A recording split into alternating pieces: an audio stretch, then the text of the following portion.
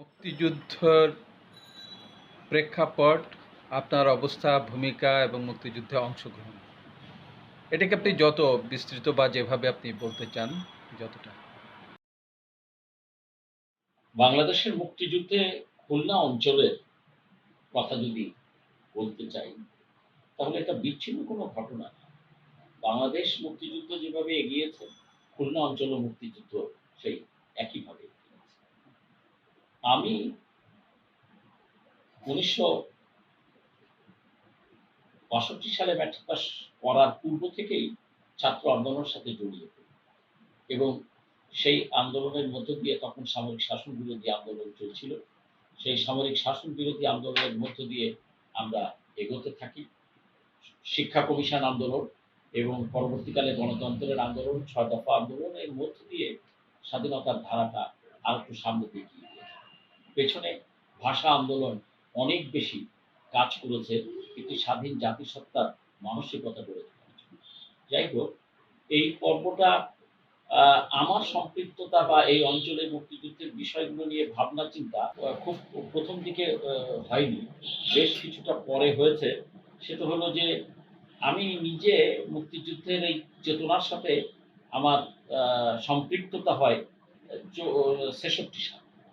৬৬ সালে আমি আমাদের ছাত্রলীগের অভ্যন্তরে পরিচালিত একদল আ তরুণ নেতৃত্ব যারা বাংলাদেশ, বাঙালি জাতীয়তাবাদের ভিত্তিতে একটি স্বাধীন রাষ্ট্র গড়ার স্বপ্ন দেখছিলেন, তাদের সাথে সম্পৃক্ত হয়ে পরিচিত হওয়ার পর সম্পৃক্ত হয়ে তাদের সাথে আমি কাজ করতে শুরু করি।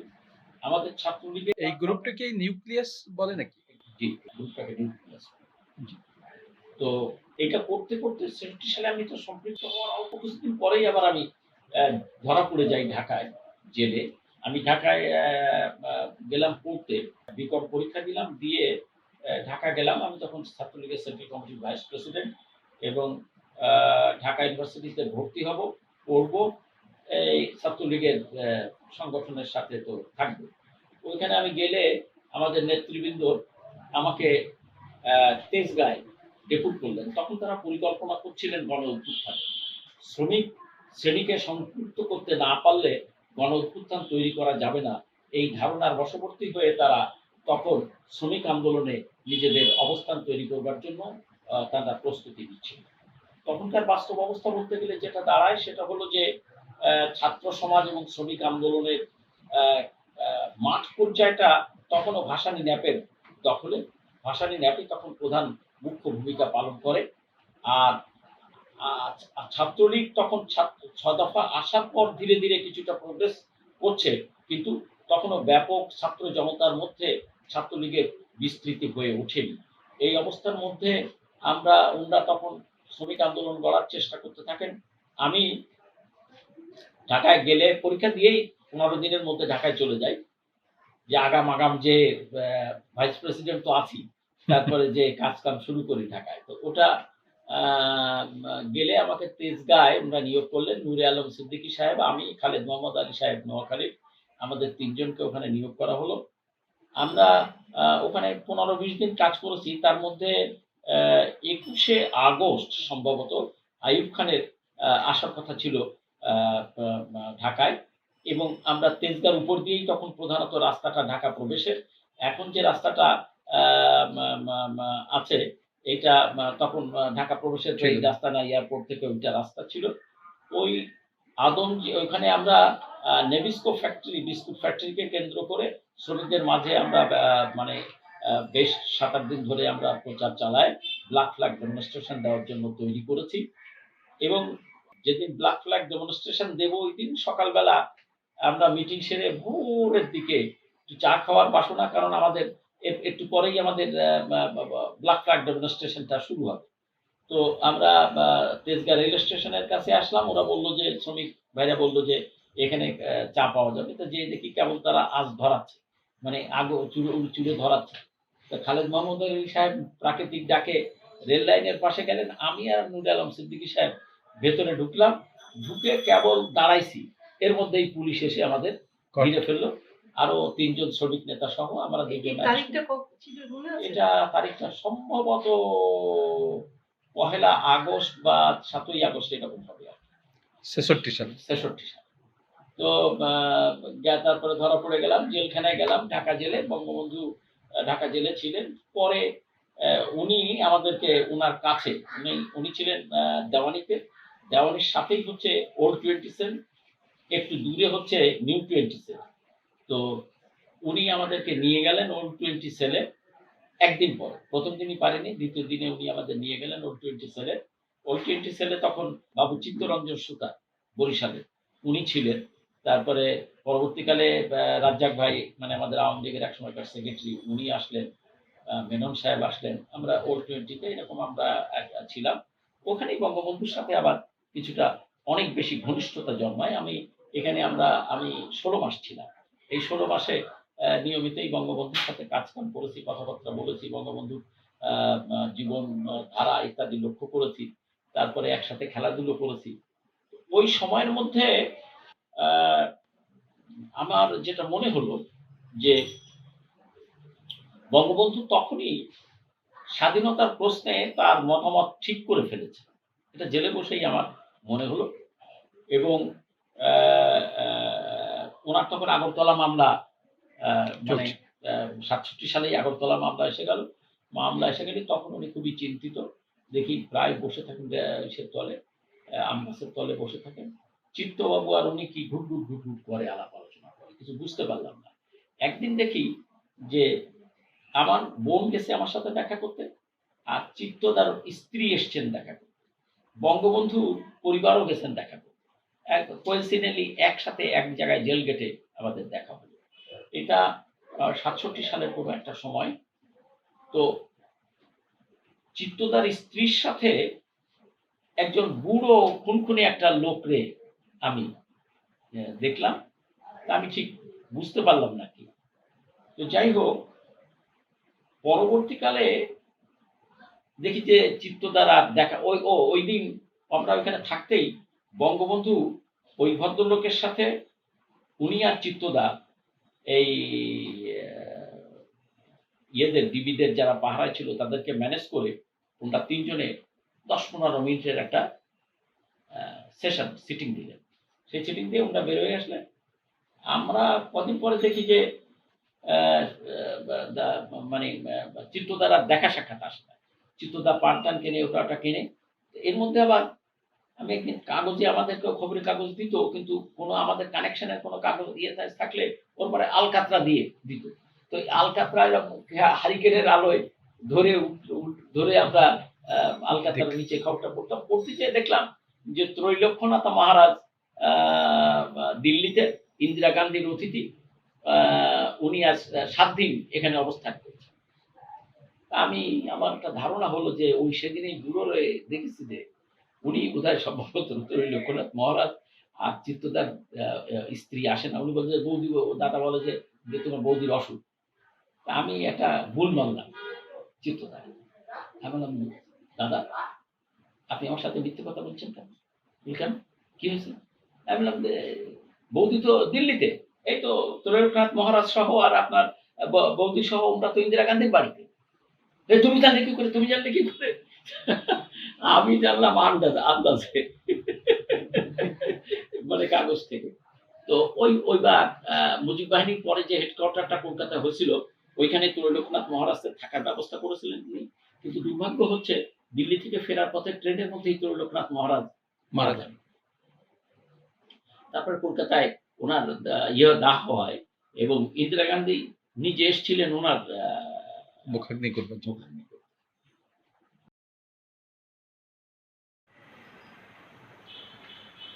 আমি যখন ৬৭ সালে জেল থেকে ছাড়া পেলাম তখন আমার দুর্ভাগ্য, ২ টো একাডেমিক ইয়ারের ভর্তি পরীক্ষা চলে গেছে। চলে গেছে। ফলে আমি আর ইউনিভার্সিটিতে একেবারে ভর্তি পরীক্ষা অল্পদিন হয়ে যাওয়ার পরপরই বেরোলাম। আর ইউনিভার্সিটিতে ভর্তি করলাম না। আমার ফ্যামিলিও তখন আর সাপোর্ট দিতে পারল না। ওই অবস্থার মধ্যে আমি আবার খুলনা ফিরলাম। কিন্তু কনভিকশনটা অন্তত জোর হলো, জোরদার হলো যে ৬ দফা না, ১ দফা স্বাধীনতা। কারণ ছাত্র নেতারা আমাদেরকে বলছিলেন, বঙ্গবন্ধুর আচরণেও আমার কাছে মনে হলো যে উনি স্বাধীনতার পথে এগোবার জন্য এগিয়ে আছেন। এটার পরে আমি ওখান থেকে ফিরে আসলাম। ফিরে এসে আমার জীবন আরো বিপর্যস্তর মধ্যে পড়ল। আমি কিছুদিন মাস্টারি করলাম, কিছুদিন মেডিকেল ডিফেন্সে চাকরি করলাম, আবার 69-এর গণ অভ্যুত্থানের কালে চাকরি ছেড়ে দিয়ে রাজনীতি আসলাম। শুধু চাকরি ছাড়া না, আমার company SK and Smith clean and friends of Pakistan, England হচ্ছে মূল কোম্পানি, ওরা আমাকে স্কলারশিপ ডিক্লেয়ার করেছিল। আমি স্কলারশিপে ফেলাই দিয়ে ফিরে এসে 69-এর গণ অভ্যুত্থান শুরু হওয়ার মুখে আবার এসে রাজনীতি শুরু। রাজনীতি শুরু করলাম। যাই হোক, আবার সে শুরু করলাম, করলে তখন আর আমি ছাত্রলীগ নেই, আস্তে আস্তে আওয়ামী লীগের সাথে যুক্ত হয়ে গেছি। এবং 69-এ আওয়ামী লীগের এখানকার সম্মেলন হলো, সম্মেলনে আমি প্রচার সম্পাদকের দায়িত্ব পেলাম, আওয়ামী স্বেচ্ছাসেবক বাহিনীর দায়িত্ব পেলাম। এর আগে এখানে আওয়ামী লীগের মধ্যে যেটা ছিল সেটা হচ্ছে যে হোসেন শহীদ শরণার্থীপন্থী আওয়ামী লীগ জোরালো ছিল। কারণ একটা সময়ে ন্যাপ যখন আলাদা হয়ে যায় তখন বামধারার যারা ছিলেন আওয়ামী লীগের সাথে তারা অধিকাংশই বেরিয়ে চলে যান ভাসানী ন্যাপের সাথে। পরে ভাসানী ন্যাপ মস্কো ন্যাপ আলাদা হয়, সেটা আলাদা আরেকটা চ্যাপ্টার। এখানে যারা ছিলেন তারা প্রায় গণতন্ত্রপন্থী সবাই, একেবারে ওইটা কত সালে যখন ভাসানী ন্যাপ আলাদা হয়? 57 সালে। 57-এ ওটা ভাগাভাগি হয়ে যায়, ওরা বেড়ে চলে যান। পরে এখানে যারা ছিলেন তারা প্রায় সরওয়ার্দীর অনুসারী প্রায় সবাই। এর মধ্যে ছিলেন দেলদার সাহেব ছিলেন, জলিল সাহেব ছিলেন, তারপরে উনিও যে ওয়াসেক সাহেবের নাম বললেন, ওয়াসেক সাহেব ছিলেন, সবাই হোসেন শহীদ সোহরাওয়ার্দীর শিষ্য, মানে কলকাতা কেন্দ্রিক শিষ্য। বঙ্গবন্ধুও হোসেন শহীদ সোহরাওয়ার্দীর শিষ্য, মানে একভাবে ওই ওনার পথ ধরেই কলকাতায় ওনার রাজনীতিটা শুরু হয়েছিল। তো যাই হোক, এখানে এসে আমি ওই চাকরি করেছি, কিন্তু তার মধ্যে আন্দোলন সংগ্রাম, ছাত্রলীগের সাথে জড়িত থাকা, আওয়ামী লীগের সাথে জড়িত থাকা কাজগুলো কন্টিনিউয়াসলি করে গেছি। ফিরে এসে আবার আন্দোলনে যখন যোগ দিলাম, আসার সাথে সাথেই আমার 2 বছরের গ্যাপটা সম্মেলনে ধরা পড়লো না। মানে আমি বছর দেড়েক 2-3 বছর প্রায় জেলখানায় আর গ্যাপটা ধরা পড়লো না, কারণ আমার অ্যাক্টিভিটিসটা এত চঞ্চল ছিল 62 থেকে 66 পর্যন্ত, যে ওই গ্যাপটা কারোর চোখে আসেনি। আমি আবার সংগঠনের জায়গায় সেটেল হয়ে গেলাম। তারপরে এই সময় আমাদের বঙ্গবন্ধুর সাথে দেখা হওয়া খুব কঠিন বিষয় ছিল। দেখা হলেও দূর থেকে দেখা হতো। আমাদের সাথে ওনার নৈকট্যর মতো কথা বলারও কোনো সুযোগ, বয়স ইত্যাদির ব্যবধানে ছিল না। মূলত ছাত্রলীগের অভ্যন্তরে যারা স্বাধীনতার ধারণা নিয়ে কাজ করছিলেন তাদের সাথে আমরা সম্পৃক্ত হয়ে পড়ি খুলনায়। এখানে ভাগ হয়ে যায় ছাত্রলীগ 2-3 ভাগে। প্রথম ভাগটা হয় 6 দফা নেয়ার কালে। 6 দফা নেয়ার কালে বাংলা ছাত্রলীগ হয়ে যায়, ভাগ হয়ে যায় ছাত্রলীগ, আওয়ামী লীগও 2 ভাগ হয়ে যায়। মানে শাহ মুয়াজ্জেম এবং আমাদের শাহ আজিজ সাহেব, ওনারা আওয়ামী লীগ থেকে আলাদা হয়ে যান, ওনারা নতুন দল করেন, আতাউর রহমান শাহ তখন। আর এখানে আমরা 6 দফার পক্ষে থাকি। আমাদের মমিন সাহেবও 6 দফার বিপক্ষে চলে গেছিলেন, পরবর্তীকালে আবার ফেরত আসেন এই গ্রুপে। তো এই আন্দোলনটার মধ্যে স্বাধীনতার পক্ষে আওয়ামী লীগের অধিকাংশের মতামতটা ঠিক ওইভাবে গঠিত হয়ে পারেনি যেভাবে ছাত্রলীগ গঠিত হয়েছে। এবং আন্দোলনের যেসব স্লোগানগুলো মানে প্রবিষ্ট হয়েছে, বীর বাঙালি অস্ত্র ধরো, বাংলাদেশ স্বাধীন করো, তোমার আমার ঠিকানা পদ্মা মেঘনা যমুনা, এইসব স্লোগানগুলো ছাত্রলীগ আমদানি করেছে, প্রবেশ করিয়েছে এর মধ্যে। এই স্লোগান নিয়ে আবার আওয়ামী লীগের অনেকের বিরোধিতাও ছিল, আবার অনেকে এটার পক্ষেও ছিলেন। এইভাবে যেতে যেতে 70-এর নির্বাচনে আমরা আবার একটা বড় ভূমিকা পালন করলাম। বিভিন্ন জায়গায় আমরা আমাদের কর্মীদের ছড়ায় দিয়ে আমরা নির্বাচনের কাজ যেমন করলাম, তেমনি স্বাধীনতার পক্ষের কাজটাও করতে থাকলাম, স্বাধীনতার জন্য পক্ষে। এটা করতে করতে করতে করতে স্বাধীনতার পক্ষে আমরা একটা দল হয়ে গেলাম। এখানে ভার্চুয়ালি ছাত্রদের মধ্যে তখন নজরুল ইসলাম, তখনকার ওই 69-এর গণ অভ্যুত্থানে এখানে মূল কাজটা করেছে, সে তার নেতৃত্বে ছাত্র যুবলীগের একটা অংশ এদিকে চলে আসে, যার পেছনে আমরা 2-3 জন সহযোগিতা দাঁড়ানো ছিলাম। তো এটা নজরুলের খুবই একটা বিশাল সাংগঠনিক যোগ্যতা ছিল। সে কারণে নজরুলের কর্মকাণ্ডের সাথে যারা ছাত্রলীগের ওই সময় বিরোধিতা করছিলেন, যে মানে স্বাধীনতার জায়গায় স্লোগান না আনা, তারা ঠিক টিকেননি। স্বাধীনতার স্লোগানগুলো, স্বাধীনতার পতাকা, স্বাধীনতা নিয়ে সমস্ত বিষয়গুলো সামনে চলে আসে। তো এইভাবে আস্তে আস্তে এখানে তখন আজিজ ভাই, সালাউদ্দিন ভাই, ওনরা তখন আওয়ামী লীগের নেতৃত্বে এসছেন। দেলদার সাহেব, জলিল সাহেবরা ওনরা আগেই আওয়ামী লীগের এই পর্ব থেকে চলে গেছেন। এই পর্বে বাংলা ছাত্রলীগ দাঁড়াতে পারল না, না পারলে আতাউর রহমান সাহেবের যারা দাঁড়াইছিল তারাও একটা সময় বিলীন হয়ে গেল এবং আওয়ামী লীগের মূলধারায় ফেরত আসে। এখানে কি বাংলা ছাত্রলীগের কেউ ছিল? ছিলেন ফিরোজুল এবং আমাদের হারুন সাহেব, ওনারা দুজনই বাংলা ছাত্রলীগ। আরও ছিলেন।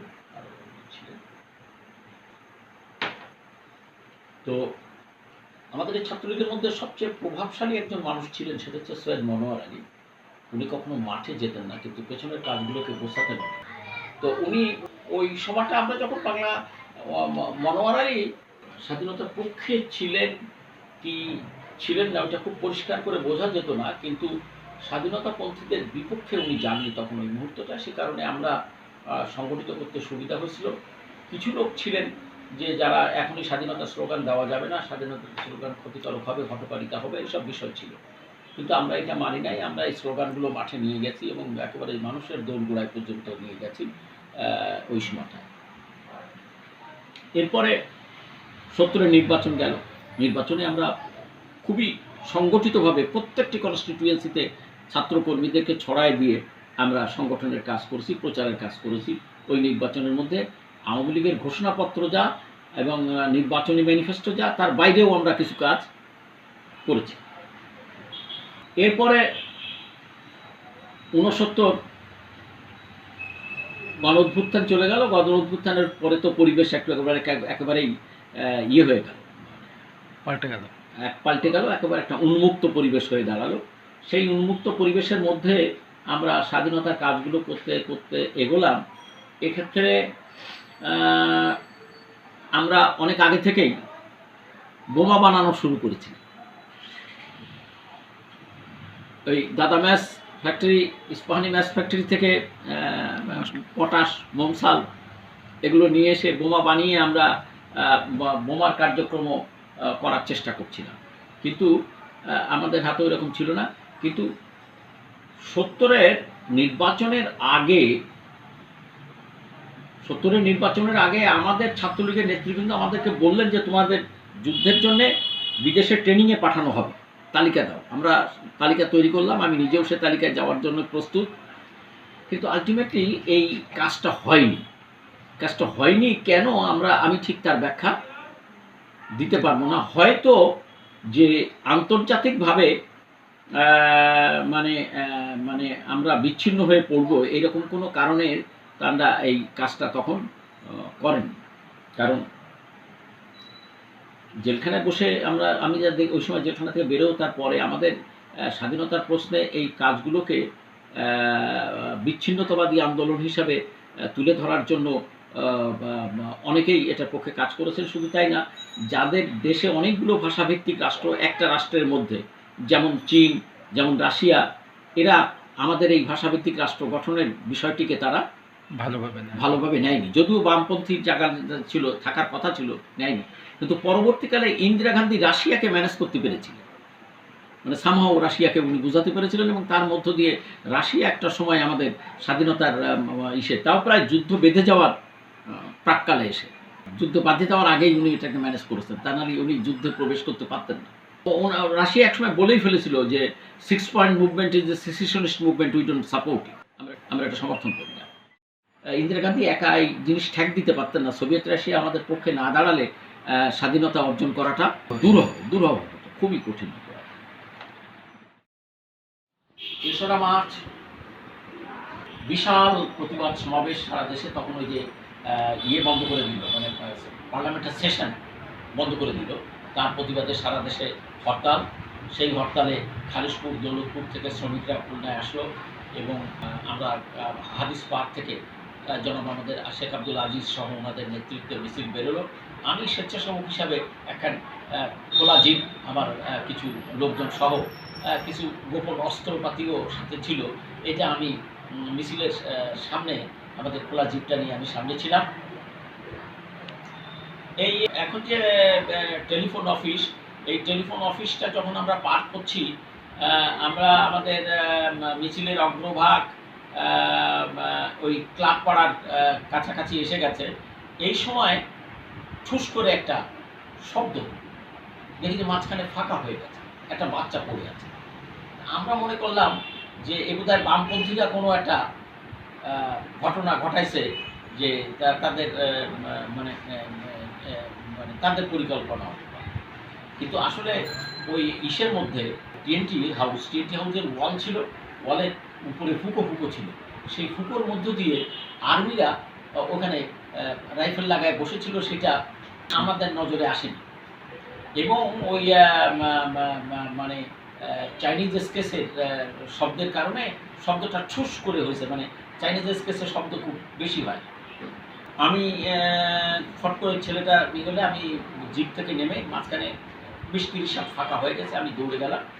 যেই দেখি যে ছেলেটা বাঁ পাশে গুলি লাগছে। তখন হঠাৎ খেয়াল হলো যে বাঁ পাশে গুলি, এখানে গুলি লাগবে না, গুলি লাগলে মাথাটা তখন পর্যন্ত লাগবে। তখন আমি তাকায় দেখি যে ওইখান থেকে রাইফেল দেখা যাচ্ছে। 1 সেকেন্ড চিন্তা করলাম যে হোয়াট টু বি ডান।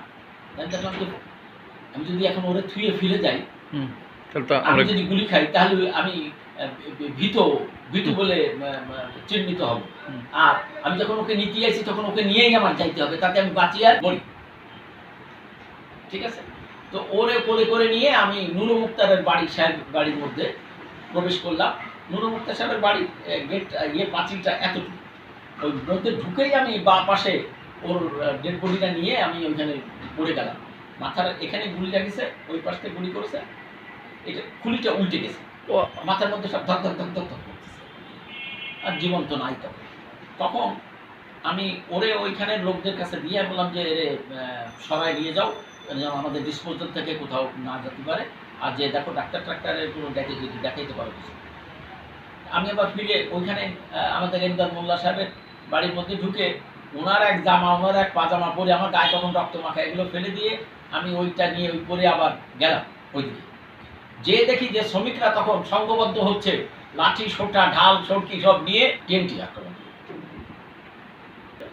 আমি আমাদের তরিকুল্লার দোকানের সামনে আমাদের ডাক্তার সাহেবের বিল্ডিং, ওর বাইরে একটা ফোর্স টানা আছে, ওই ফোর্সের উপরে দাঁড়ায় বক্তৃতা শুরু করলাম।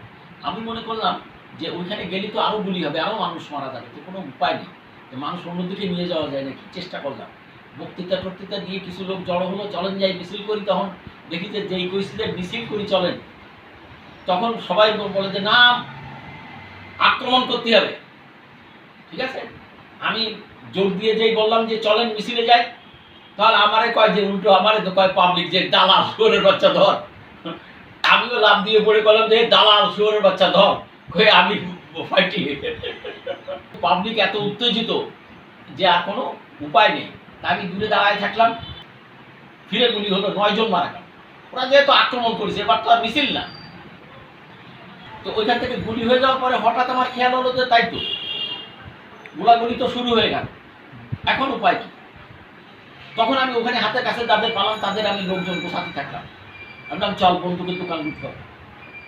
ওখানে যেয়ে দেখি যে আমার আগেই বামরা ভাঙিয়ে ফেলাইছে। আমার আগেই বামরা ভাঙিয়ে ফেলেছে। আমি যে গুতোগুতি করে 7টা MM রাইফেল আর 2টো রিভলভার আর কটা বন্দুক পালাম, কিন্তু গুলি পালাম না। অল্প কটা গুলি পেলাম। এই নিয়ে এসে আলিয়া মাদ্রাসার পেছনে, এখানে আমাদের এই রোডের মধ্যে এখানে আমাদের কিছু গোপন জায়গা ছিল, সেখানে এগুলো নিয়ে উঠলাম। উঠে আমার মোটামুটিভাবে আমার হাতে অস্ত্র এসে গেল, কিন্তু অস্ত্র চালাতে যায়। তো এভাবে গেল।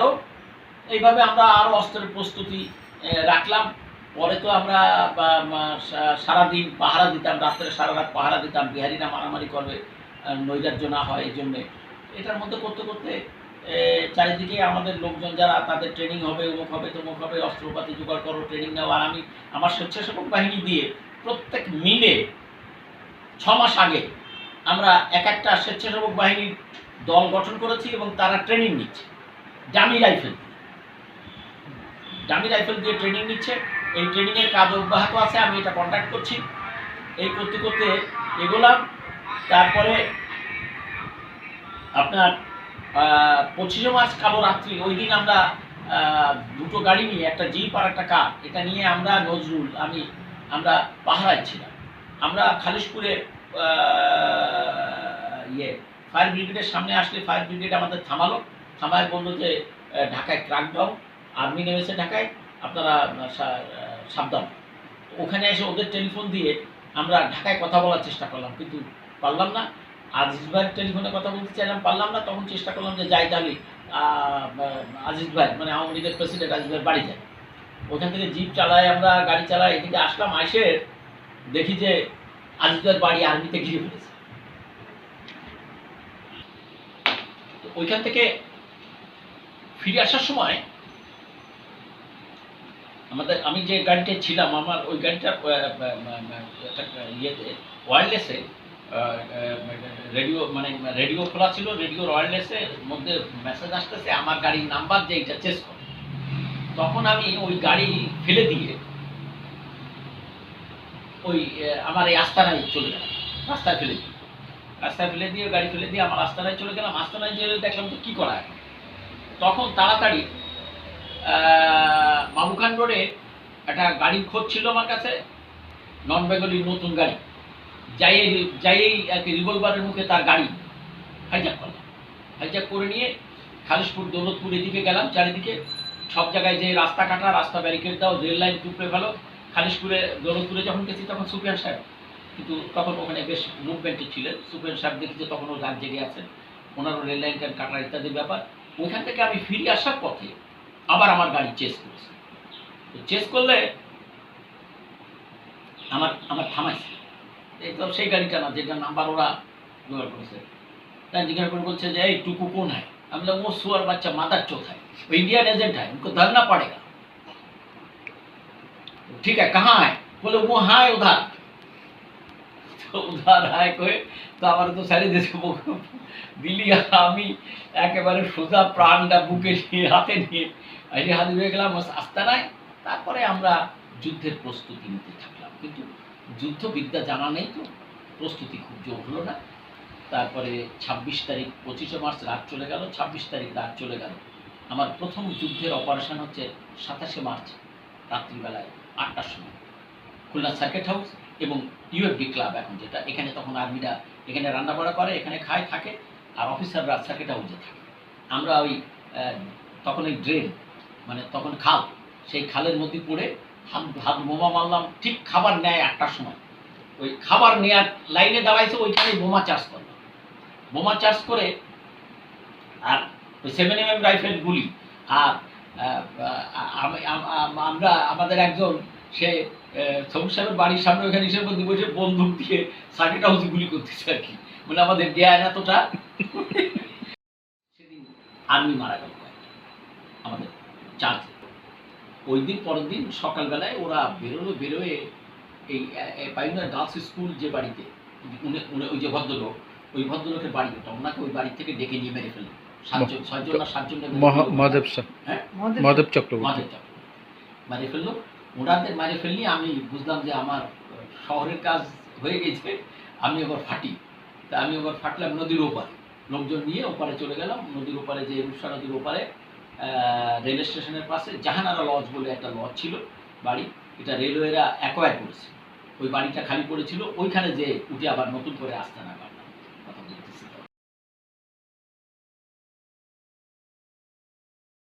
ব্যাপারগুলো নিয়ে কোথায় কীভাবে করবো ইত্যাদি নিয়ে চিন্তা ভাবনা করতে থাকলাম। এই সময় মেজরের এবার ওয়্যারলেসে মেসেজ আসলি বললাম আমি গেলাম, ইন্ডিয়ায় যাচ্ছি।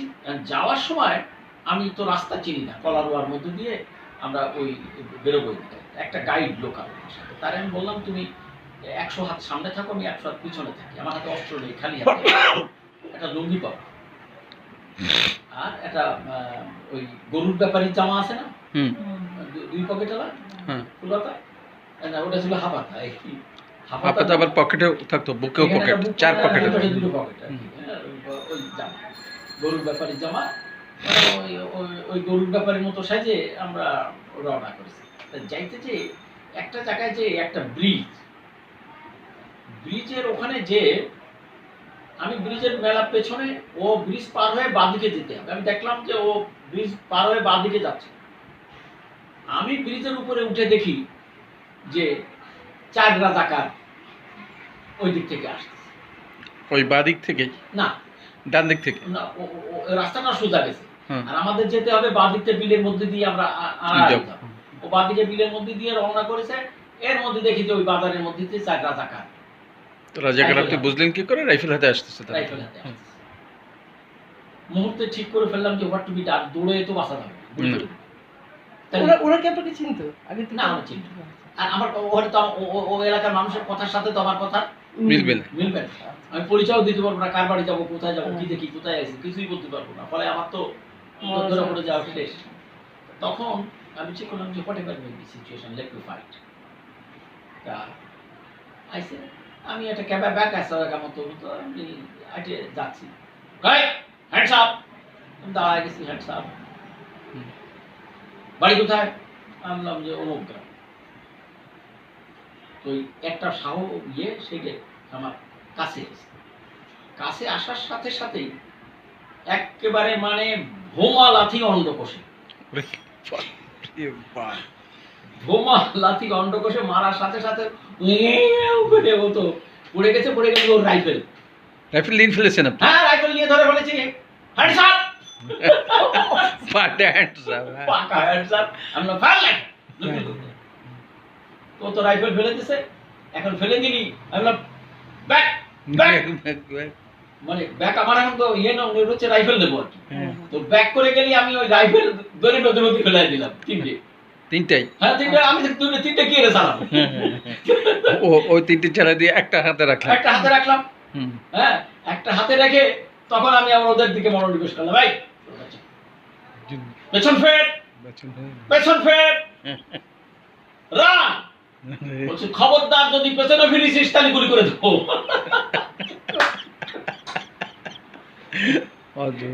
ওরে আল্লাহ রে!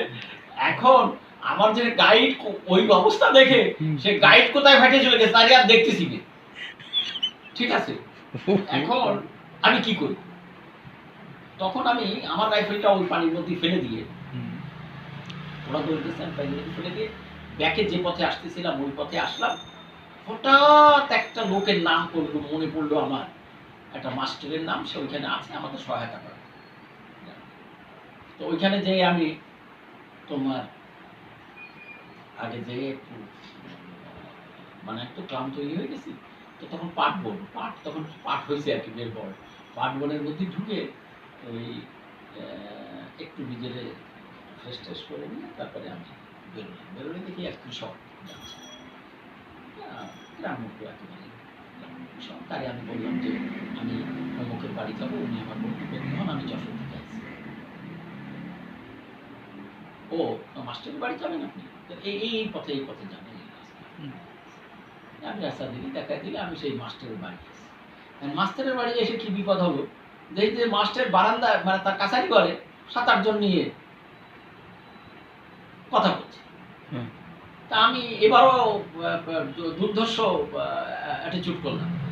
আমি সোজা ভেতর রুমে, মানে ভেতরে প্রবেশ করলাম। মাস্টার সাহেব বলছে কে যায়? আমি বললাম দুলো ভাই, পরে কথা হবে, আর আসলে আমি বুর সাথে দেখা করে নিই।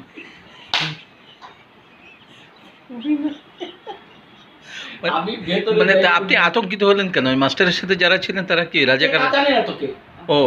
সেটা তো প্রবলেম। তাহলে তো যদি ওখানে জানাজানি হয়, আমি মুক্তিযুদ্ধ ওখানে গেছি, তাহলে তো আমার ওখানে আর থাকা হবে না, পলায় যেতে হবে। ঠিক আছে, আমি যাই সোজা ওই মহিলার যে দেখি রান্না করে, আর যে দরজা খাইতে মহিলার পা জড়িয়ে ধরেছে।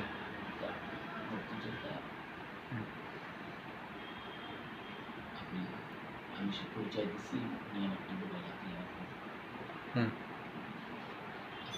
আপনারাও বিপদে পড়বেন, আমি বিপদ। ঠিক আছে, পাঁচ মনে একটু সাহসী উনি আমার কোনোভাবে শোয়ার নিয়ে গেল, শোয়ার বাড়িতে বসলাম। এর মধ্যে মাস্টার সাহেব চলে এসে, তো উনি তখন বলতেছে যে ও তুমি ওনারা চেনো না, আসো আমার ভাই, আমার খালাতো ভাই, উনি তো এদিকে কি কারণে যেন আইসে, তা তোমার সাথে পরে কথা হবে। মাস্টারের দিকে মাস্টার লোকজন আসলে পরে রাত্রি মাস্টার টের পাইছে যে আমি খালাতো ভাই না, আমি সেই লোক। এটা আমার একা একটা যুদ্ধ। ও, তবে যাই বলুন এটা ফ্যান্টাস্টিক, হ্যাঁ। যদিও ফ্যান্টাস্টিক শব্দটা এখানে হ্যাঁ, এটা ঠিক অনেক যথোপযুক্ত না, কিন্তু খুব বঙ্গবন্ধু নিয়ে আপনার কোনো গভীর স্মৃতি? মানে বঙ্গবন্ধুর সাথে আমার ঘনিষ্ঠতা জমে গেছিল যে, সেই ঘনিষ্ঠতা খুব বিকশিত হতে পারেনি। মানে পরবর্তীকালে তো দৌড়দৌড়ির মধ্যে ছিলাম, খুব দেখা সাক্ষাৎ। তবে উনি যতবারই আমার দেখা হয়েছে ওনার সাথে, আমি প্রতিবারই একবার তো ওনার সাথে সামনাসামনি হলেই আমার জড়ায় ধরে দেখি যে পকেটের মধ্যে কিছু টাকা গুঁজে গেছে, করছে আস্তে কানে কানে করছে পাঞ্জাবি পাজামাটা ময়লা হয়ে গেছে, এটা কাপড় এখন যে কিনে নাও।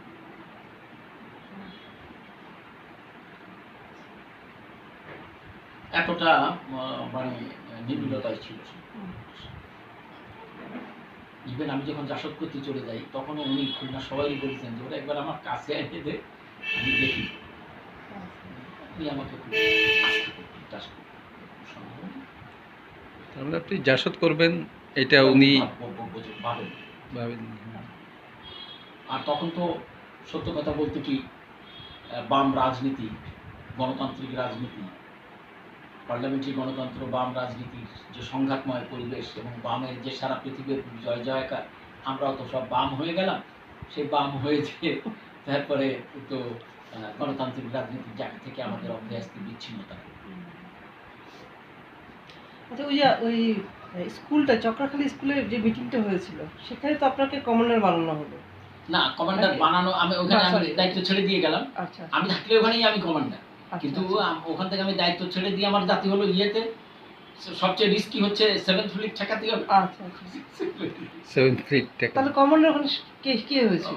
সুবেদার মেজর জেনারেল যিনি ছিলেন রহমতুল্লাহ সাহেব ছিলেন ডেপুটি কমান্ডার। রহমতুল্লাহ, আর ইউনুসউদ্দিন ইউনুসউদ্দিন ইভু ছিলেন, ওনারা এসেছিলেন। কিন্তু সুবেদার মানে মেজর সাহেব হচ্ছে ইয়ে, আর রহমতুল্লাহ সাহেব হচ্ছে ডেপুটি কমান্ডার। ওইভাবে আমরা টিম সিলেক্ট করে দিয়ে আমরা ভাগ করে নিয়ে ওটা উঠে গেলেন, আর আমি একটা লঞ্চ নিয়ে রওনা হয়ে গেলাম মোংলায়। একটা জিনিস এটা খুব ক্লিয়ার, সুবেদার মেজর যিনি ছিলেন উনি হচ্ছেন রিটায়ার্ড আর্মি পার্সন ছিলেন, আর মেজর জয়নুল আবেদিন যিনি উনি আর্মিতেই ছিলেন। তাহলে একটা কি বিষয় ছিল যে যারা হচ্ছে কি আর্মির ব্যাকগ্রাউন্ড তারাই লিডার হয়ে যাচ্ছে, কিন্তু যারা সিভিলিয়ান আপনারা সেটা আমরা লিডার হয়ে যাচ্ছে কারণ ওই বিদ্যা তো আমাদের জানা নেই। হ্যাঁ, তারপরে যখন জেনে ভেতরে আসি তখন আমি নেতা।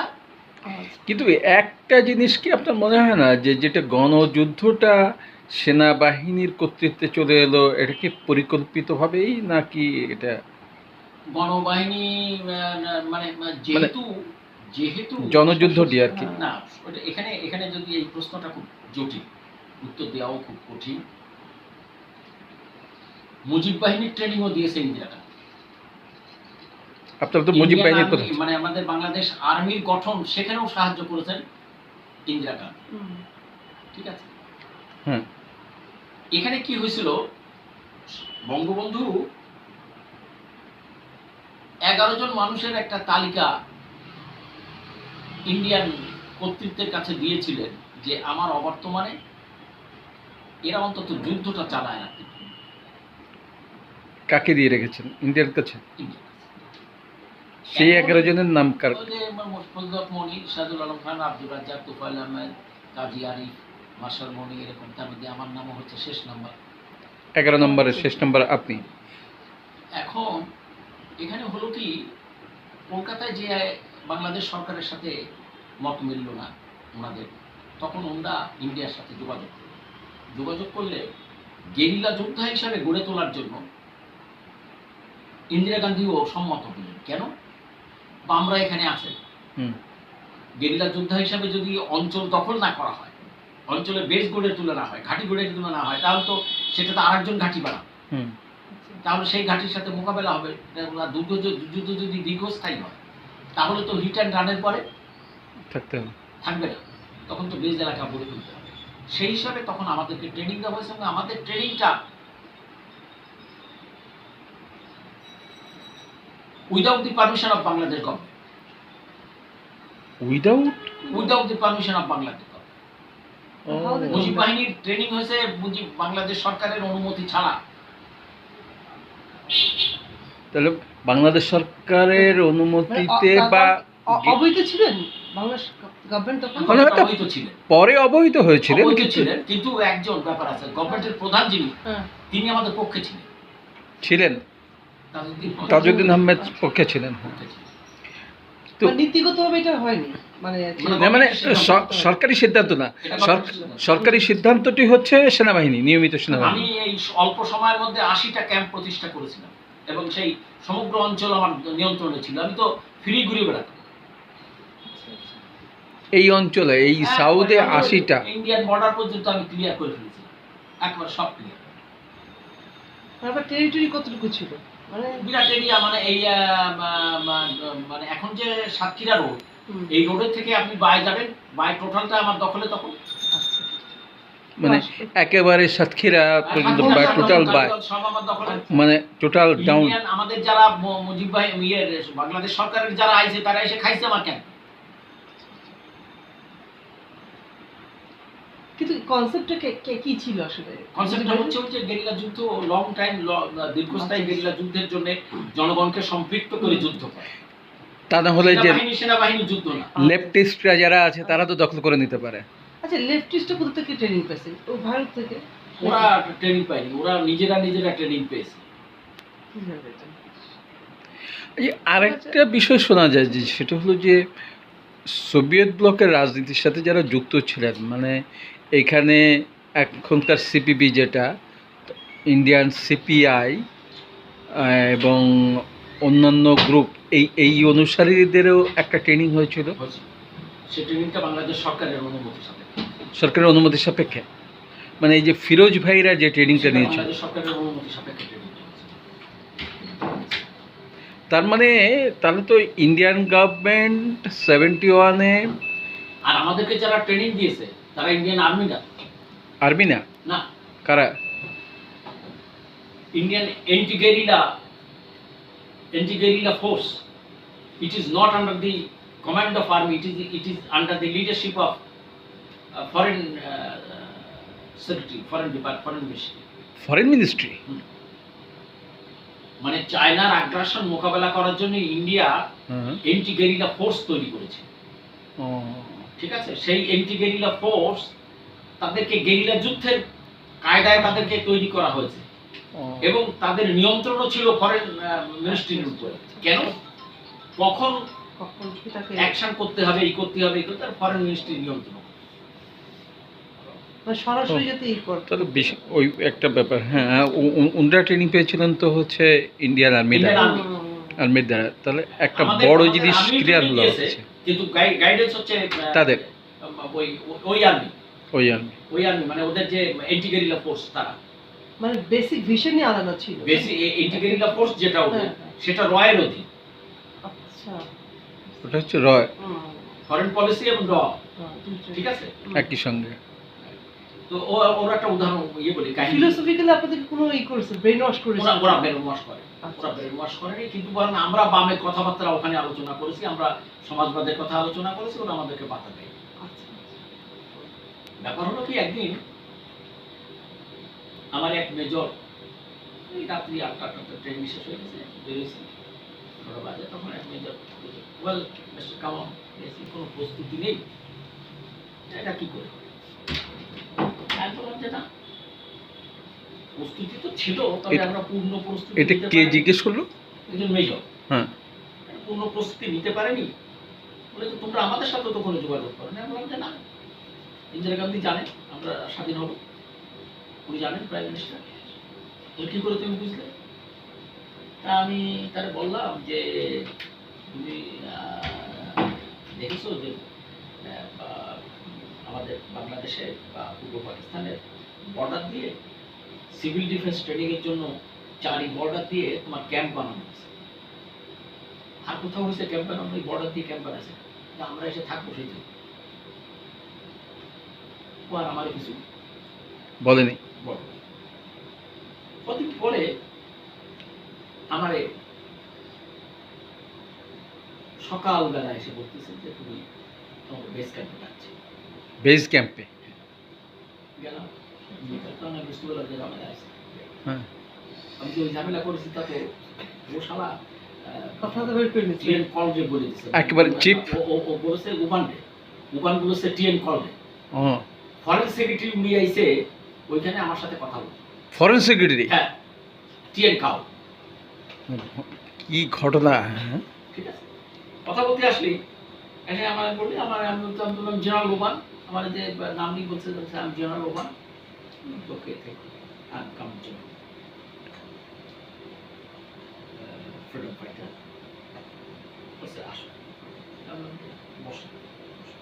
বলো কি জন্য গেছে? বলে আমি না আপনার সাথে টিএন কল কথা বলবো, আমাদের ফরেন সেক্রেটারি।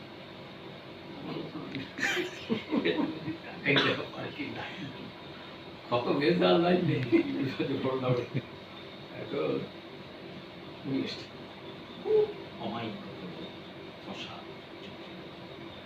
বলতেছেন যে তুমি এই যে ইংরেজিতে কথা হচ্ছে, তুমি যে বলেছো যে ইন্ডিয়ান গভর্নমেন্ট জানে কি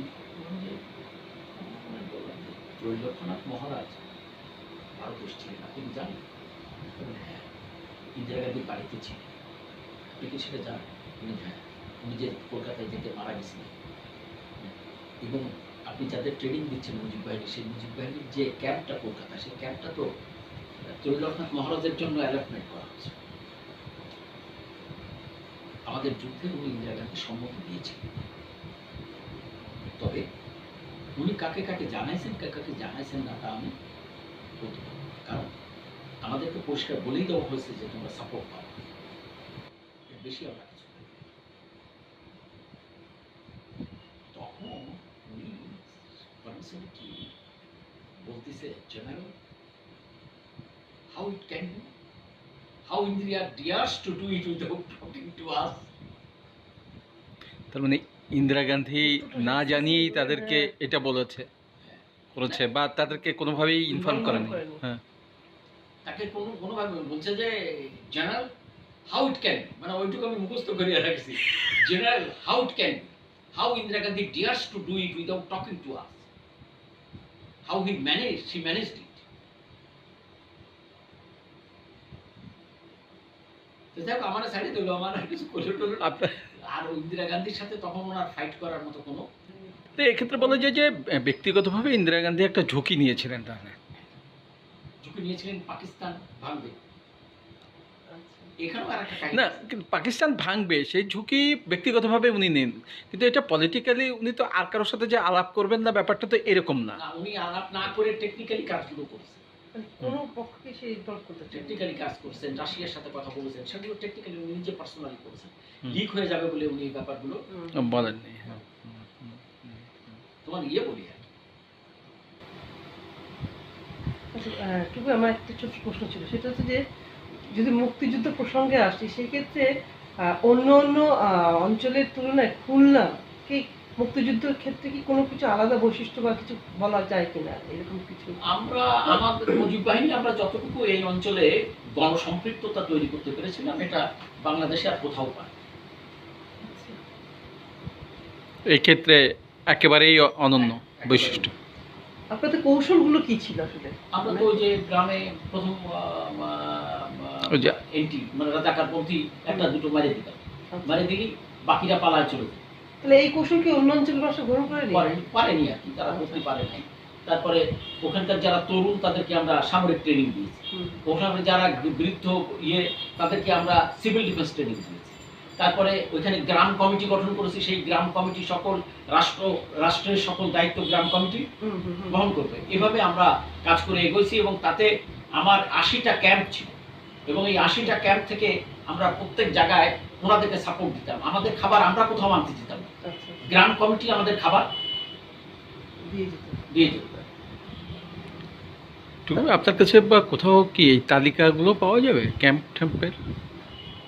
ওসব আমি গিয়ে পৃথিবীতে আসাই অনিশ্চিত একটি বিষয়, এসে পড়েছি সেটা একটা বড় বিষয়, কিন্তু এটাকে অমরত্ব দান করতে হবে সে বিষয়ে মানে কোনো রেকর্ড নাই।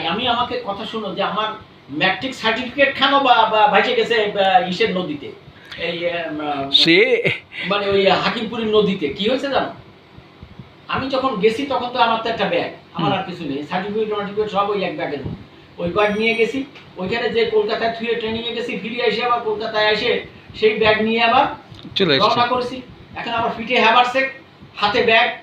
শাহদুল আলম খান আমার দেখেই কাছে এসে বললো যে how do lead the team, তুমি হোয়াট ইজ ইট?